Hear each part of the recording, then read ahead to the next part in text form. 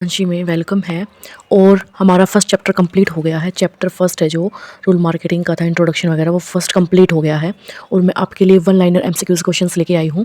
MCQ question, MCQs में क्या हो मतलब कैसे बनाए हैं मैंने एमसीक्यूज़, मैंने अपने आप वन बाय वन लाइन को देख के एनालाइज करा, फिर अपने आप बनाई है।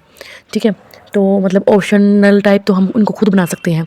अगर हमें इनका आंसर पता होगा तो कोई भी ऑप्शन दे दे, अगर हमारा कंसेप्ट क्लियर है तो हमें क्वेश्चंस छांटने में कोई दिक्कत नहीं आएगी और आंसर पर हम टिक कर सकते हैं। तो कंसेप्ट हमने खुल के कर लिया है दोनों लैंग्वेज में। और क्वेश्चंस में हम अब डिस्कस करेंगे। और क्वेश्चन एक एक लाइन का क्वेश्चन बना रखा है मैंने, मतलब क्वेश्चन अगर एग्जामिनर कैसे भी तोड़ मरोड़ के पूछ ले, घुमा फिरा के पूछ ले, हम फंसेंगे नहीं। तो मैं उन क्वेश्चनों को बिल्कुल लाइन टू लाइन छोटे बच्चों की तरह, जैसे हम छोटे बच्चों को क्वेश्चन बनाने सिखाते हैं ना, भाई इस लाइन में से ऐसे क्वेश्चन पूछ सकता है एग्जामिनर, इस लाइन में से ऐसे पूछ सकता है, तो ऐसे बना के लेके आई हूँ मैं क्वेश्चन आपके लिए छोटे बच्चों की तरह। मैं स्टार्टिंग से ही लेके चल रही हूँ आपको आपको मैंने आपको जीरो माना हुआ है, चाहे आपको कितना ही आता है, तो मैं आपको स्टार्टिंग से ही लेके चलूँगी और स्टार्टिंग से ही मतलब क्लियर करते चलूँगी हर एक चीज़। तो चलिए चलते हैं फर्स्ट क्वेश्चन पे। फर्स्ट क्वेश्चन क्या है?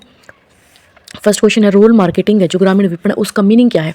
रूरल मार्केटिंग का अर्थ क्या है? तो मतलब कोई एग्जामिनर ऐसे डाल देगा question, what is the meaning of rural marketing. English में ऐसे पूछ लेगा और हिंदी में पूछ लेगा कि रूरल मार्केटिंग का क्या अर्थ है। तो तीन चार को चार दे देगा डेफिनेशन, चार मतलब किसी के राइटर का नाम भी दे देगा, चार डेफिनेशन भी दे देगा। सिंपल लैंग्वेज में पूछ लेगा सरल भाषा में रूरल मार्केटिंग का अर्थ क्या है, ऐसे थोड़ा क्वेश्चन पूछ सकता है। तो हमें कंसेप्ट अगर कर लिया तो हम बता सकते हैं कि रूरल मार्केटिंग का अर्थ क्या होता है। नाम से ही शो हो रहा है ग्रामीण उपभोक्ता की आवश्यकता के अनुसार उत्पादन करना। तो एक क्वेश्चन यहाँ से एक निकल के आ गया कि रूरल मार्केटिंग किन दो शब्दों से मिलकर बना है?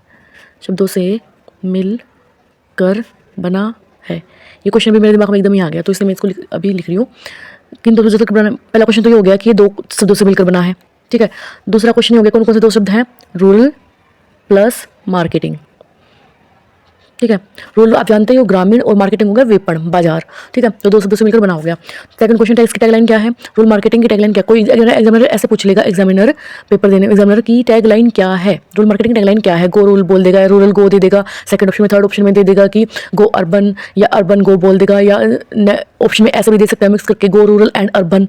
तो हमें अगर इसका आंसर पता है तो वो घुमा फिरा के कैसे भी क्वेश्चन डाल दे, कैसे भी ऑप्शन दे दे, तो हम फटाफट उसको टिक कर सकते हैं। देखते ही हमें वन लाइनर का क्या बेनिफिट है कि देखते ही हमें सीधा ऑप्शन दिखेगा और वही हमारे माइंड में जाएगा। और अगर हम चार ऑप्शंस लेके क्वेश्चंस करते हैं तो कंफ्यूज हो जाते हैं कई बार कि ये था क्या ये था। इसलिए मेरे को वन लाइनर क्वेश्चन बहुत अच्छे लगते हैं एमसीक्यूज। और खुद क्वेश्चन बनाओगे, उसको घुमा फिरा के खुद बनाओगे तो कैसे भी पूछ ले, कंसेप्ट हमारा क्लियर है तो हम उसको सोल्व कर देंगे।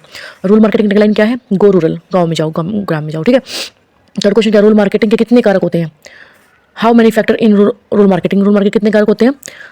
दो कारक होते हैं, फर्स्ट इंटरनल, सेकंड एक्सटर्नल। ठीक है, आरबीआई और नाबार्ड, आरबीआई का मीनिंग आपको पता ही है, जो रिजर्व बैंक ऑफ इंडिया है हमारा बड़ा बैंक, और नाबार्ड का पता ही है एग्रीकल्चर से रिलेटेड जो संस्था है, उसके अनुसार ग्रामीण में कितने, जो राष्ट्र की एग्रीकल्चर से रिलेटेड संस्था है, उसके अनुसार गाँव में कितना स्टैंडर्ड रखा गया है कि गाँव उसी को कहेंगे, उसमें कितने संख्या में लोग होने चाहिए, कि गाँव उसको कहा जाएगा जहाँ पे जनसंख्या कितनी होगी, 10,000 है या 10,000 से ज़्यादा अगर गांव में लोग रहते हैं तो उसको गांव बोला जाएगा, उसको विलेज बोला जाएगा, उसको रूरल बोला जाएगा, रूरल एरिया बोला जाएगा। ठीक है, आरबीआई और नाबार्ड के अनुसार ये आपको याद रखना है। इस आरबीआई बोला गया है तो उसको मैंने ऐसे याद किया हुआ, जैसे आरबीआई है, आई से इंडिया, तो मतलब वन से डिनोट दिखा रहा है ना, वन की शेप में है, तो 10,000 की जनसंख्या हो जाएगी इसके अंदर।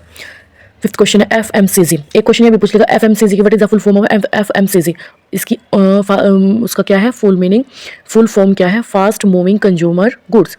नेक्स्ट क्वेश्चन ये बन जाएगा, मतलब कुछ और घुमा फिरा के कुछ और ऑप्शन डाल देगा एफएमसीजी में, तो हमें टिक करना है, इसको हमें पता होना चाहिए इसका मीनिंग क्या है प्रॉपर, इसको क्या फुल फॉर्म है। एफएमसीजी के अनुसार, इसके अनुसार according to FMCG rural marketing में कितनी जनसंख्या होनी चाहिए, उसके अनुसार क्या है? 20,000, 20,000 जनसंख्या होनी चाहिए।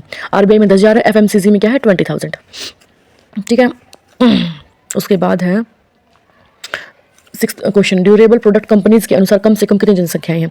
ड्यूरेबल प्रोडक्ट कंपनीज, जो कंपनीज उत्पाद बनाती है, प्रोडक्ट्स बनाती है, उनके अनुसार गांव, किसको गांव कहेंगे, उसमें कितनी संख्या होगी, किसको गांव कहेंगे? उसको ग्रामीण क्षेत्र बोला जाएगा, रूरल बोला जाएगा, गांव विलेज बोला जाएगा, विलेजर बोला जाएगा, मतलब कितने विलेजर्स होने चाहिए गाँव में, विलेजर में। तो उसके अनुसार ड्यूरेबल प्रोडक्ट कंपनीज में 50,000 होनी चाहिए, 50,000 जनसंख्या होनी चाहिए गाँव वालों की, तभी उसको गाँव माना जाएगा। ठीक है, नहीं तो उसको कस्बा, मोहल्ला, इलाका ही बोलेंगे, उसको गाँव नहीं बोलेंगे। नेक्स्ट क्वेश्चन है what is 4P in rural marketing. 4P rural marketing में क्या है, 4P को रूरल मार्केटिंग में क्या किस लिए यूज़ किया जाता है, ऐसे बोल सकते हैं।